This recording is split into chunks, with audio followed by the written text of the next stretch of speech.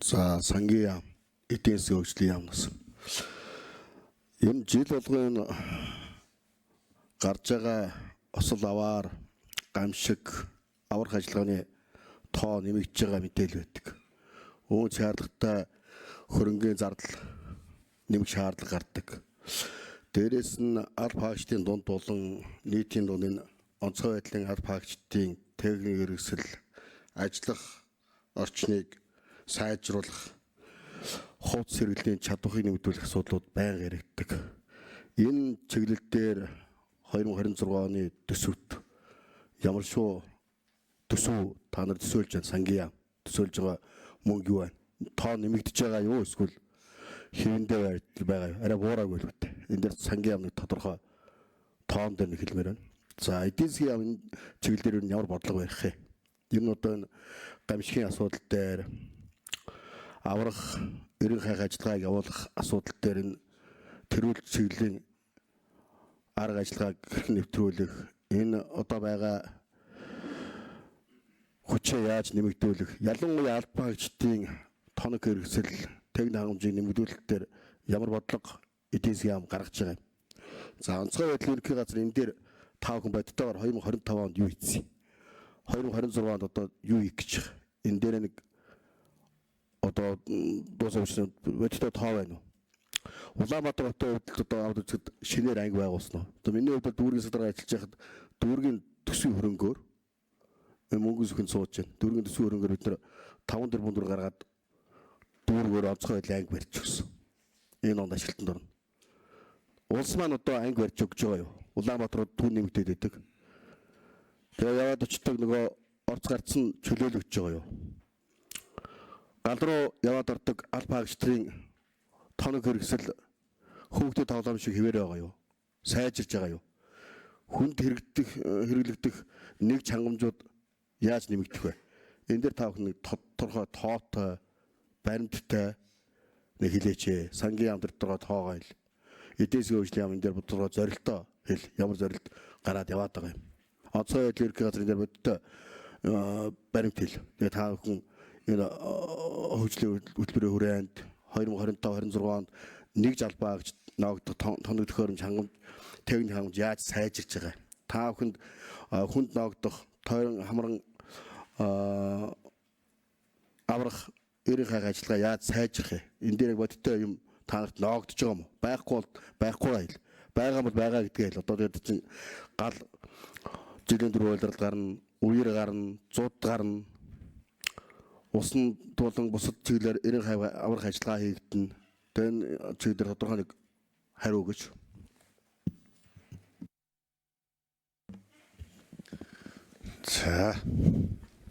За холбогдох албан тушаалтнууд асуултанд хариулъя. Батсан бүлэгшүүнийх. За эхлээд 3 номер эдийн засгийн хөгжлийн яам, дараа нь сангийн яам. Тэгээд онцгой байдлын ерөнхий газар. За 3 номер. Батсан бүлэгшүүний асуултанд хариулъя. Эдийн засгийн хөгжлийн төрийн нэрийн бичгээр багтах уу? Эдийн засгийн хөгжлийн яамны зүгээс энэ байгалийн гамшигын холбогдлолтой эрсдэлтэй хүчин зүйлсийг байнга анхаарч эдийн засгийн нөхцөл байдал цаашдын чиг хандлагад анхаарч ажиллаж байгаа. Энтэй холбоотой эрсдлийн шинжилгээнд авч үзэж байгаа.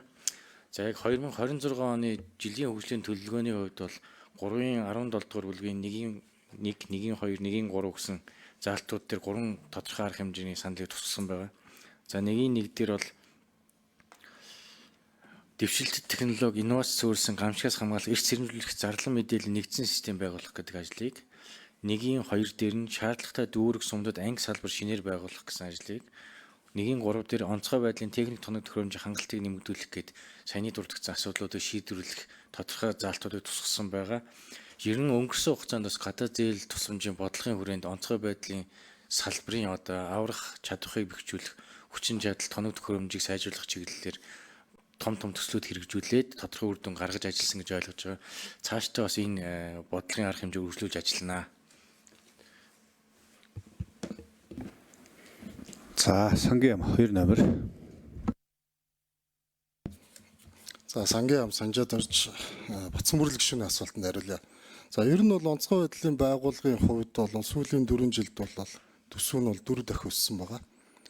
За гэхдээ бол төсвийн бүтцийг нь харах юм бол энэ төсвийн маань нийтдээ нэг бараг 60 орчим хувийн цалин өс. За дахиад 10% нь бол одоо байр ашиглалт болон шатхуун гэх мэт одоо зардлууд болчиход байгаа. Тэгэхээр өөрөөр хэлбэл бусад одоо тэр аврах одоо үйл ажиллагааны зардлууд бас тодорхой хэмжээнд хангалттай өрөхгүй байна гэдэг нь бол харагдаад байна. За тэгэхээр онцгой байдлын байгууллагын хувьд бол тэргүй ээлжинд бол цалин өсийг буюу одоо аврагчдын цалин өсийг бусад одоо тэр байгууллагуудад дүүцүүлэх хэмжээнд бол ингээ ажиллаад болцсон байна гэж бол төсвийн хувьд бол тоо мэдэн дээрс харж байна. За нөгөөдөөр таны асуусан 2026 оны төсвүүдээр ямар байдлаар явах юм бэ гэдэг дээр бол одоо бол яг энэ цаг үед бол энэ жилийн хөгжлийн төлөвлөгөөтэй хамт төсвийн өрөөний мэдээлэл бол явж байгаа. За төсвийн өрөөний мэдээлэл дээр бид нийт зарлагын хэмжээг бол оруулж ирнэ. За энэ Сангийн яам нэмээд хариулъя 2 номер. за очлоо.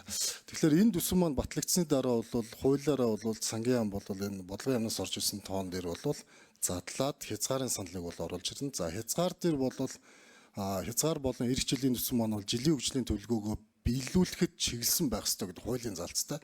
Одоогоор бид нарын жилийн хөгжлийн төлөвлөгөөн дээр мэдчихэж байгаа зүйлүүд гэх юм бол онцгой байдалтай холбоотойгоор бол 3-4 төслийн асуудал орж ирэх юм байна. За дээр нь бол нэмээд оронтой бууруулах асуудал орж ирэх юм байна гэсэн ийм ойлголттой байна. Тэгэхээр энэ одоо хүрээндээ бол төсвийн одоо хязгаарын саналыг өгнө. Иргэжлийн төсвийн төслийг бол бас энэ хүрээндээ бол бид нар өгнө гэсэн ийм байдалтай байна.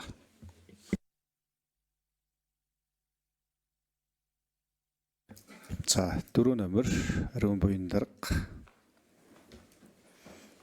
За онцгой байдлын ерөнхий газрын дарга хөшөөж генерал Ариун буян хэлтгэж байна. Батсан бүрэл гишүүний асуултанд хариулъя.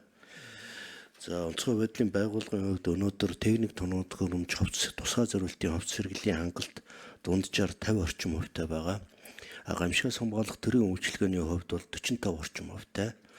Тэгээ ер нь бол сүүлийн жилүүдэд Монгол Улсын төр засгаас, сангийн яамнаас, эдийн засгийн хөгжлийн бодлого хариуцсан одоо салбарын яамдуудаас манай одоос төсөв санхүүжилтийг нэмэгдүүлэх тал дээр бас их анхаарал одоо хандуулж байгаа. Тэгэхдээ биднэрт бас хэрэгцээ шаардлага бол бий. Ер нь бидний гаргасан судалгаагаар 100% одоо хангахад 800 орчим тэрбум төгрөгийн санхүүжилт одоо шаардлагатай байгаа. За 2026 оны одоо энэ жилийн төлөвлөгөөнд бид нар 150 орчим тэрбум төгрөг буюу одоо байгаа энэ 50%-ийг 18-аас 20% нэмэгдүүлэх хэмжээний одоо санхүүжилтийн хөсвөрийг тусгаж өгөөч гэдэг. 4 номер Саналыг тавьсан. Тэгээд одоо энэ хэмжээнд буюу өнөөдрийн байдлаар одоо энэ төлөвлөгөөний төсөл дээр 15 орчим тэрбумний одоо доод түвшин энэс дэшээ байж болно гэж ойлгож байгаа. Ийм төсөв тавигдахаар байгаа. Ер нь бол ойрын жилүүдэд энэ гамшигаас хамгаалах үйлчилгээ стандартын дагуу одоо хэрэгжүүлэхтэй холбоотой шинээр гал унтраах анги нийслэлт одоо 15-ыг за өдөө орон нутагт бол одоо 27 одоо 90 хаах аврах бүлийг байгуулахаар бид нар үе шаттай одоо арга хэмжээ авахар төлөвлөд ажиллаж байна.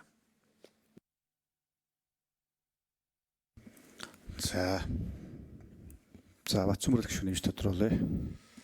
Санал зөвлөлөөр өстой юу? За. Ер нь энэ онцгой байдлын байгууллагын тоног хэрэгслийг тусгай хэрэгслийг энэ хангамжийг нэмэгдүүлмээр байгаа. Тэгээ энэ дээр бол ярим энэ дарга хэлж байгаа бол хангалтгүй байгаа юм байна. Энийг нэмэгдүүлэх саналыг гаргаж байна. Тэгээ энэ дээр эдийн засгийн яам сангийн яам тооцоо гаргаад өгөх хэрэгтэй байна. Тэр бүхэг явж зугаалдаг сайдрын мөнгийг тансаглалын мөнгийг онцгой байдлын албаагч нарын хангамжид өгөлдөг. Тэд нар бүхэг ирэг дээр зугаалж болдог. Онцгой байдлын албаагч нар шалтан нүцгэн гал руу ордог. Өвлийн үүдэн цацуудтай зурладаг байж таарахгүй зүтдэг. Санал гэж ойлголоо тий. За нэмээд тодруулж. За Ариун буян дарга 4 номер. Тэгээ ер нь бол одоо ой хэрийн төмөр, объектын төмөр, за ганцууд, үер ус, за тэгэл одоо цацраг хийм бүгд төрлийн одоо гамшиг гослын дуудлагаар манай албан хаагчид үүрэг гүйцэтгэдэг. Жилийн 4 улирал ер нь цаг чөлөө завгүй л одоо ажиллаж байгаа. Тэгээ хамгийн түрүү одоо анхаарах юм бол одоо албан хаагчдын хувьд сэргэлэл, техник тоног төхөөрөмжийн хангамж, ер нь сүүлийн үеийн одоо дэвшилтэд техник технологи дрон, нисгчгүй нисэх төхөөрөмж, гал унтраах робот гэдэг бас өндөр хүчин чадалтай бөгөөд нөгөө талдаа бас ихээхэн одоо үнэн өртөг шингэсэн одоо ийм техникүүд байдаг. Тэгээ энэ хэмжээгээр бас нөгөө төсөв санхүүжилтийн хэмжээ нь одоо өсөд байгаа. Өсөд байдаг. Хоёрдугаарт нь гал унтраах анги шинэ салбар бүлгийг одоо бид нар үе шаттайгаар байгуулж байна. Одоо улсын хэмжээнд стандартаар 169 гал унтраах анги байхад өнөөдөр бол 77 гал унтраах анги үүрэг гүйцэтгэж байгаа.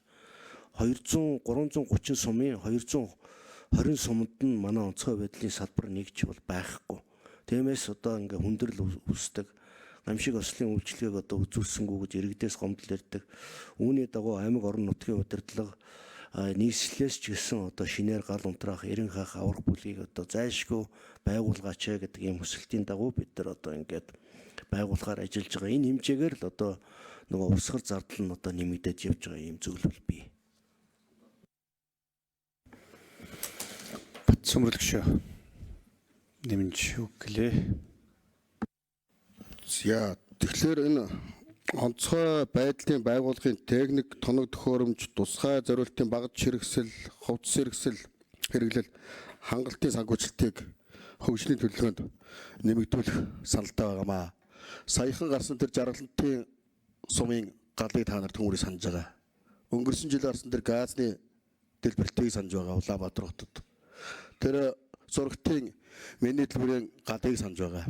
Тэр хүүхэд усан дүүгээд ээжтэйгээ явдгийг та бүхэн санаж байгаа. Өвөл машин тэргэнтэй осгож хөлдөж тасвардгийг санаж байгаа. Тэгэхээр энэ бүхнийг бид нар хүртээмж нэмэгдүүлэх ёстой. Сая генералын үгэнд гарлаа шүү дээ. 169 анги байгаас 77-нд ердөө ажиллаж байна. Хүн байхгүй байна. Төвний хэрэгсэл байхгүй байна. Ичгүүртэй бүтэн ус байж бид нэг гадаад улсуудаас зээл, тусламж, тоног төхөөрөмж яриа суудаг. Энэ тэр өөр зардлаасаа сангийн яам гаргаад энэ хөгжлийн төлөвлөгөө дээр санхүүжилтийг нэмэгдүүлэх саналыг гаргаад оруулаад бие даасан заалт болоод оруулаад ирээ. Ингэж хэлүүлээ цаашаа явнаа. Энэ чинь иргэдийн амь насыг, эд хөрөнгийг, улс орны бүрэн бүтэн байдлыг авран хамгаалах тухай асуудал ярьж байгаа юм.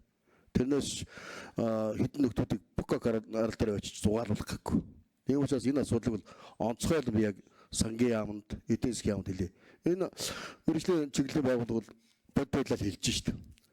169 анги Монгол улсад үйл ажиллагаа болцоо байна. Харамслаа 77 явж байна. Тэг бид нар хизээ хэнийг аймнасыг идэвхтэй явах гэдэг.